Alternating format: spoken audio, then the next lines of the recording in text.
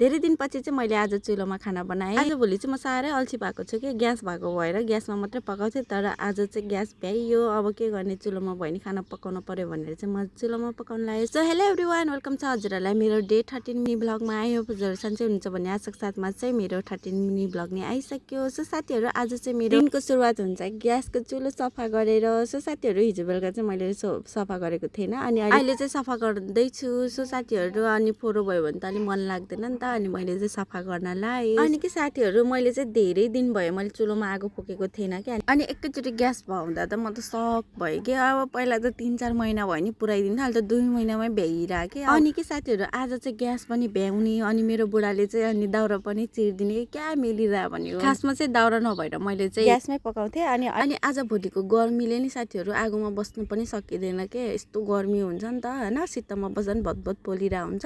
बिहान बिहानमा चाहिँ ठिकै हुन्छ खाना बनाउनको लागि। अनि सो साथीहरू, मेरो फुल चाहिँ कस्तो राम्रो कि, मलाई नि हरेक दिन यो फुलहरू हेरेर किसिमको आनन्द लाग्छ क्या, कस्तो मजाले फुलिरहेको हुन्छ होइन यो फुलहरू। अनि यो फुलहरू हेरिसकेपछि चाहिँ छुट्टै किसिमको पोजिटिभ भाइब्सहरू आउँछ क्या, कति आनन्द लाग्छ यो फुलहरू हेर्दै बस्दै। अनि सो साथीहरू, मैले चाहिँ दाल पकाउँदा पकाउँदा ग्यास भ्याइयो, अनि मैले चाहिँ यो चुलोमा पकाउन थालेँ। सो साथीहरू, मैले चाहिँ चुलोमा खाना नपकाएको चाहिँ धेरै भयो। अनि यहाँ देख्न सक्नुहुन्छ मेरो चुलोको हालत कस्तो भइसक्यो। अनि हाम्रो चुलो चाहिँ अनि बाहिर छ नि त, पानी परेर चाहिँ यस्तो हालत बनाइदिएको क्या हाम्रो चुलोलाई चाहिँ। अनि सो साथीहरू, चुलोमा आगो हुनु र अनि मकै पोलेर नखाने त कुरै हुँदैन होइन। मैले चाहिँ आगो पुग्ने बित्तिकै कस्तो मकै खान मन लागिहाल्छ कि, मैले चाहिँ पोलेर खाएको चाहिँ बेसी राम्रो लाग्छ।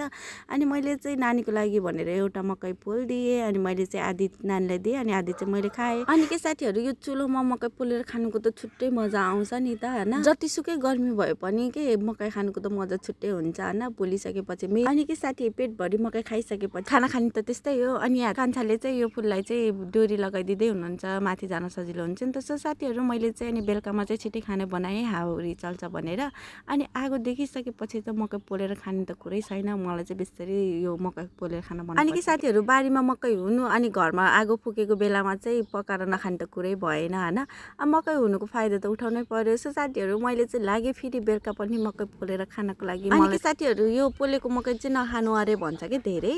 अनि के हुन्छ भन्दाखेरि चाहिँ यो त गर्मी हुन्छ अरे कि, अनि जति गर्मी भयो नि घरमा भएको चिज चाहिँ खान छोड्नु हुन्न अरे कि। अब जाडो महिनामा त हामीले कति किनेर खायौँ होइन, 100 रुपियाँको 8वटा जति त्यस्तै दिन्थ्यो कि।